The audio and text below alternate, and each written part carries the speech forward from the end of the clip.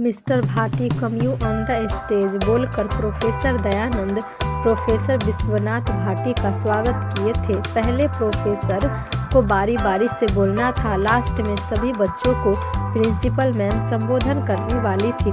Professor Bhati अपने जगह से उठकर माइक के पास आते हैं और बोलते हैं, जय श्री कृष्ण बच्चों। स्टूडेंट्स के भीड़ भी एक साथ बोलते हैं, जय श्री कृष्ण।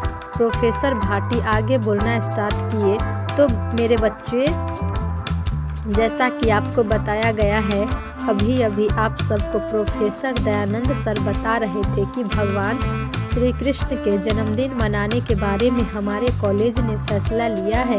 अपने कॉलेज में उस दिन पूजा पाठ, भजन, सांस्कृतिक कार्यक्रम और श्री कृष्ण रचित लीलाओं का नाट्य प्रदर्शन कर दिखाया जाना है, जिसमें आप सब लोग भी सहभागी बनेंगे।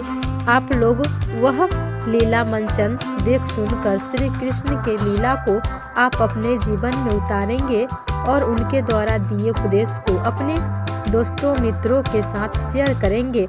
इन्हीं बातों के साथ हम अपनी वाणी को विराम देते हैं। धन्यवाद बच्चों। इसी के साथ एक बार फिर तालियां के गड़गड़ाहट से पूरा मीटिंग हॉल गूंज उठता है। अब फिर से माइक प्रोफेसर दयानंद जी के हाथ में थे और वो फिर से बोलना स्टार्ट कर चुके थे।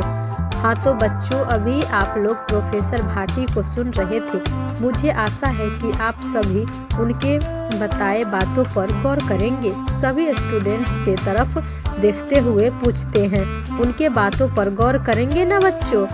स्टूडेंट्स एक साथ बोलते हैं, जी सर।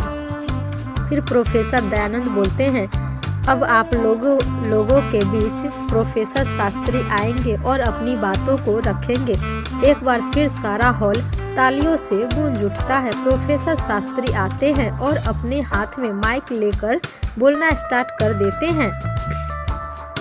इधर शीला, चांदनी, राधा और रूपा कमल को लिए मीटिंग हॉल के रास्ते पर चल रहे होते हैं। सभी सहेलियों के चेहरे पर चिंता की लकीर साफ झलक रही थी।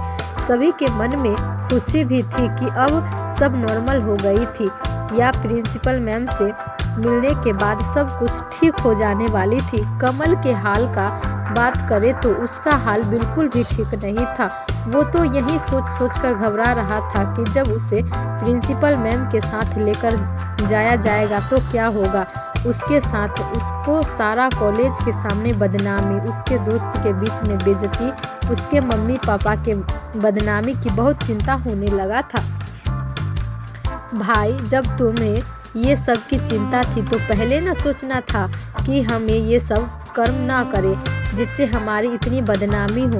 उस टाइम तो बहुत बड़ा हीरो बन रहा था कि मेरे से बढ़कर कोई हीरो है ही नहीं इस दुनिया में। जब कर्म किया है तो फल भी तो मिलेगा।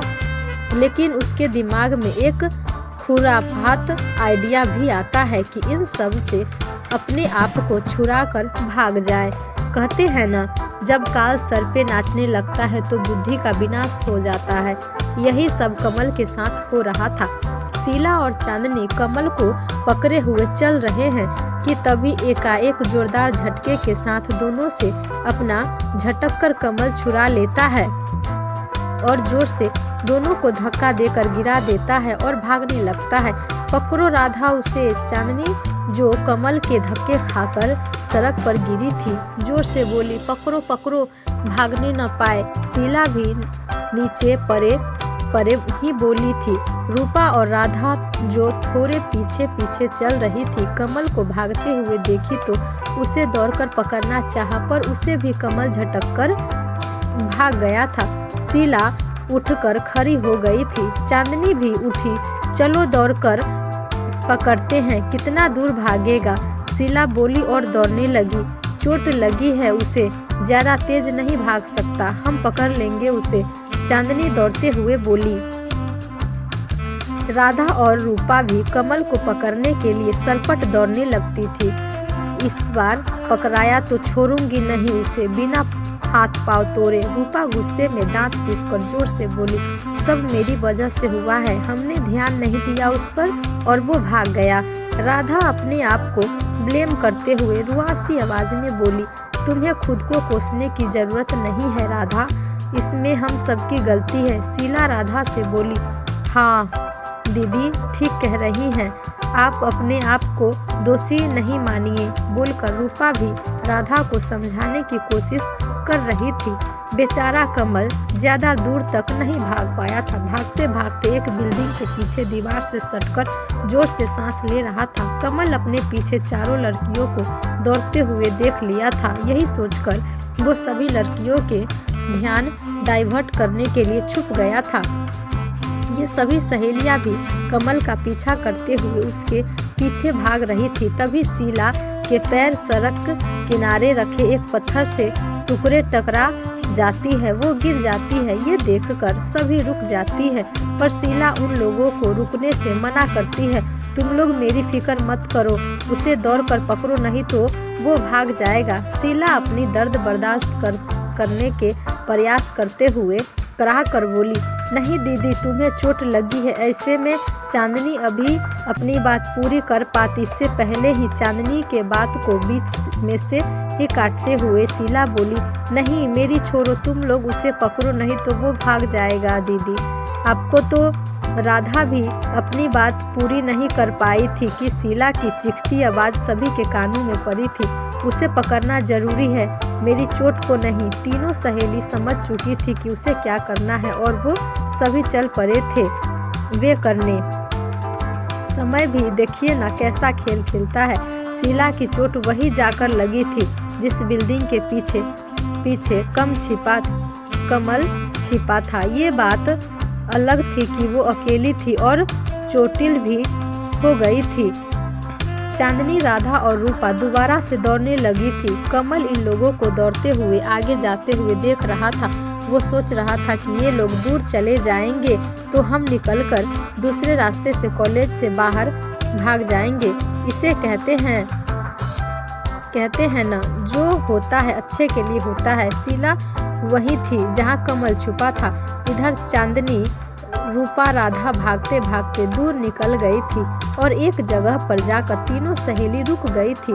हुआ ये था कि दौड़ते दौड़ते उन लोगों को एक टी पॉइंट मिल गया था। वहाँ पर 3 रास्ता जा रहा था। एक रास्ते से तो वो तीनों आई थी और एक रास्ता इधर जा रहा था तो दूसरा रास्ता उधर। इसी लिए तीनों वही रुक गई थी कि वो कौन रास्ते में जाए। पता नहीं कमल कौन रास्ते से भागा होगा और वो कौन रास्ता पकड़े। यही कंफ्यूजन में तीनों वहीं रुक गई थी। अब किधर जाए दीदी?